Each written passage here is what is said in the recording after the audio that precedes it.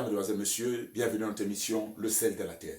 Ce matin, on va parler d'un enseignement fatidique, glorieux, qui est la résultante d'un ensemble de choses bien établies dans le règne spirituel. Le thème de notre enseignement est intitulé Les erreurs que les chrétiens commettent dans l'église. Je vais vous parler d'une et de deux choses. Quand le pasteur nous enseigne que l'église était un rassemblement des saints, c'était faux. L'église n'est jamais un rassemblement des saints. Jésus a dit, venez à moi, vous tous qui êtes fatigués et chargés, et je vous donnerai du repos. Et l'église, en vérité, c'est le rassemblement de ceux qui sont fatigués, chargés. Fatigués des scénarios qu'ils ont vécu, de la vie passée, du péché passé, la souffrance passée, des oppressions passées, la maladie passée, du célibat passé, de la pauvreté passée, de tous les scénarios humains et qui décident d'entrer dans la divine présence de Dieu. Un rassemblement de ceux qui sont fatigués, chargés. Est-ce que tu es fatigué?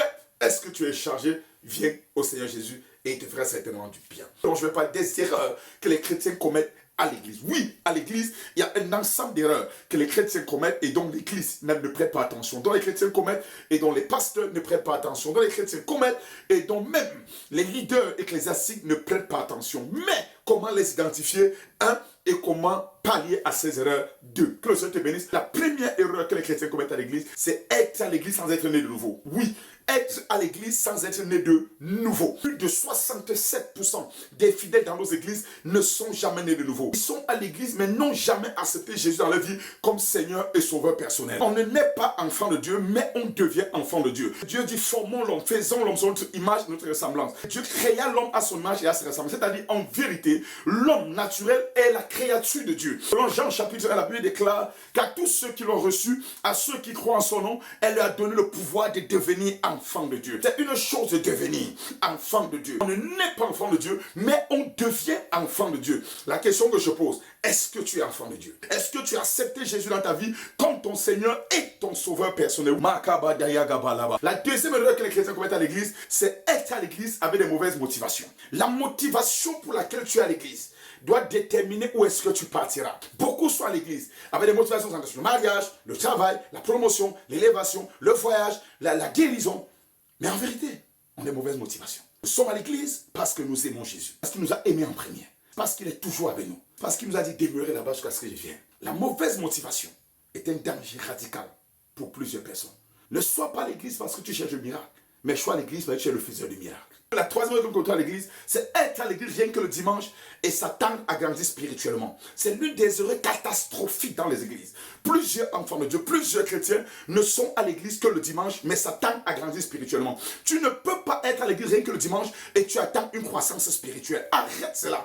Apprends à être fidèle dans les programmes hebdomadaires de la semaine. Apprends à être fidèle dans les programmes hebdomadaires établis par l'église pour la semaine, pour le mois et même pour l'année. Apprends à développer une fidélité à cela. La Bible, c'est d'affiliter les petites choses qui vont t'élever dans les grandes. On reconnaît la puissance d'une église, pas par la fréquence des chrétiens le dimanche, mais on reconnaît la puissance d'une église par la fréquence des chrétiens en semaine. Où es-tu en semaine?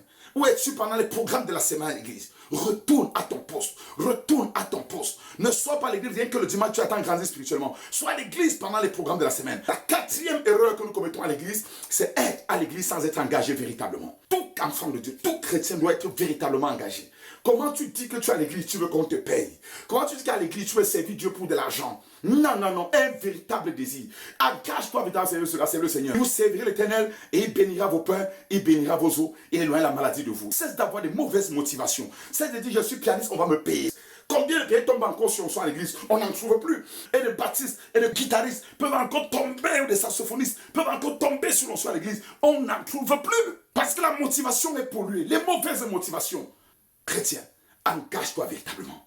C'est Dieu véritablement. Le talent, le potentiel que Dieu t'a donné.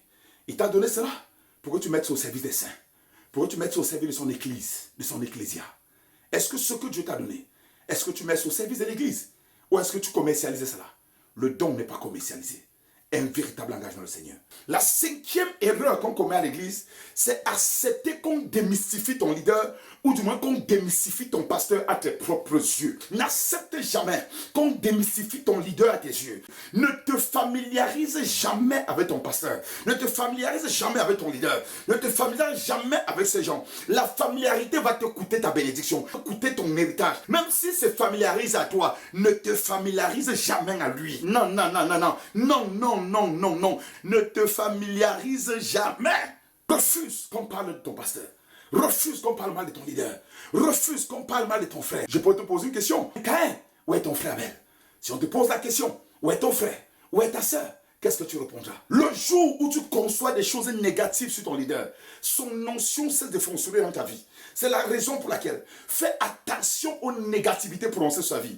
Fais attention aux choses négatives prononcées sur tes leaders à l'église. Sur tes diaconnes, sur tes leaders, peu importe le leader. Fais attention aux choses négatives parce que le jour où tu conçois ces choses, son notion cesse de fonctionner sur ta vie. Lorsque tu vois ton pasteur parfait ou ton leader parfait, son notion continue à fonctionner dans ta vie. L'onction cesse de fonctionner lorsque la perfection qui est en lui a disparu à tes propres yeux. Frère, dans le Seigneur, fais attention. Fais attention. Qu'on démystifie ton leader à tes propres yeux. La 6e erreur que les chrétiens commettent à l'église, c'est de refuser la réprimande. Ne refuse jamais la réprimande. Dieu châtie ceux qui l'aiment. Le jour où on cesse de te réprimander, ce même jour-là, tu es perdu, tu es perdu, tu es perdu. Absalom et Adonijah sont les 2 fils que David n'a jamais réprimandés. Et plus tard, ce sont les 2 qui sont révoltés contre lui. Sois de ceux qu'on réprimande. Accepte encore la réprimande. Il dit accepte encore qu'on te réprimande. Accepte encore qu'on te réprimande. La 7e erreur que tu commets à l'église, c'est de voir l'église comme un rassemblement de saints. L'église n'est pas un rassemblement de saints. Mais l'église, c'est un rassemblement de ceux qui aspirent à la sainteté. Oh, je suis entré à l'église. Oh, je ne savais pas qu'à l'église. Oh, je ne savais pas qu'à l'église. Je ne savais pas qu'à l'église, les frères, les sœurs, il devait avoir commérage, mensonge, vol, fornication, adultère, mauvais habillement. Je ne savais pas qu'à l'église. Non, l'église n'est pas un rassemblement de saints. L'église, c'est un rassemblement de ceux qui recherchent la sainteté. Des personnes qui sont venues vers un Dieu saint afin que ce Dieu les sanctifie. La 8e erreur que tu commets à l'église, c'est être à l'église sans être baptisé d'un esprit d'obéissance avec ses leaders. La rébellion ne paye pas. J'ai dit la rébellion ne paye pas. Décide-toi de te soumettre. L'obéissance vaut mieux que le sacrifice. Apprends à te soumettre à tes leaders. Sois baptisé d'un esprit d'obéissance à tes leaders. Je prie que le Seigneur te baptise cet esprit ce matin dans le glorieux nom de Jésus. La 9e erreur que les chrétiens commettent à l'église, c'est entrer dans une relation profonde avec quelqu'un sans que tes leaders, sans que ton pasteur ne soit au courant. La personne avec qui tu es dans une relation était à l'église certainement après toi et il se confie à tes leaders et il se confie à ton pasteur.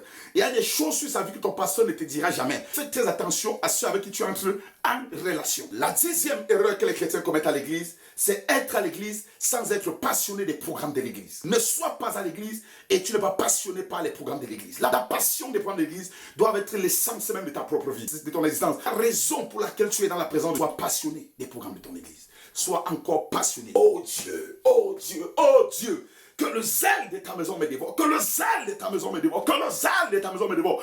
Que le zèle de ta maison me dévore. La 11e erreur que tu commets en étant à l'église, c'est être à l'église avec un esprit d'égalité. Dathan, Corée et Abiram. On dit à Moïse, nous sommes tous égaux. Ne sois pas à l'église avec un esprit d'égalité. Car chacun a une grâce sur sa tête. Chacun a une notion sur sa tête. Ton leader, c'est ton leader.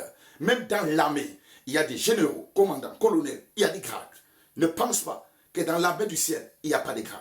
Que l'esprit de rivalité te quitte. Ne reste pas dans l'église, dans la maison, dans la présence de Dieu, avec un esprit d'égalité. Ne te dis jamais, je suis égal à toi, je suis égal à toi. Que celui qui va être le plus grand soit le plus petit aux yeux de tous, soit le plus petit aux yeux de tous, aux yeux de tous. Sois à l'église et descends, et descends, et descends. La 12e erreur que les chrétiens commettent à l'église, c'est être à l'église et exposer la nudité de ses leaders. Ton rôle dans l'église n'est pas d'exposer la nudité de tes leaders, c'est de couvrir la nudité. Est-ce que tu penses que Dieu était fou pour te montrer que Dieu est ton leader? Non. Mais Dieu savait une chose. Il te présente la nudité de ton leader afin que tu comprennes que ton leader n'est pas Dieu. C'est ton rôle de te comporter comme Shem et Japheth. Prends le manteau et couvrir sa nudité. Expose jamais la nudité de ton leader.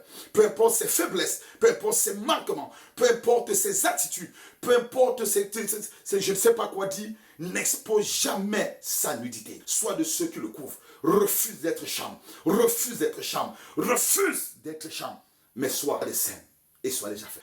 Après qu'ils aient frappé Paul et l'avoir mis pour mort, l'église est venue l'encercler. L'église est venue l'entourer. Et Paul a repris vie. N'expose jamais les faiblesses de ton leader. N'expose jamais les faiblesses de ton dirigeant. Sois de ceux qui couvrent leurs faiblesses. Et ils se relèveront. Sur ceux que le Seigneur te bénisse. Voilà environ 14 erreurs que nous commettons à l'église. C'était la première partie. Demeurez bénis et comblés. C'était l'ambassadeur Jésus-Christ, l'apôtre Jesno Zofo. Superviseur général des églises, chapelle des enfants glorieuses dans le Cameroun et ailleurs. Que le Seigneur bénisse. Shalom, shalom, shalom.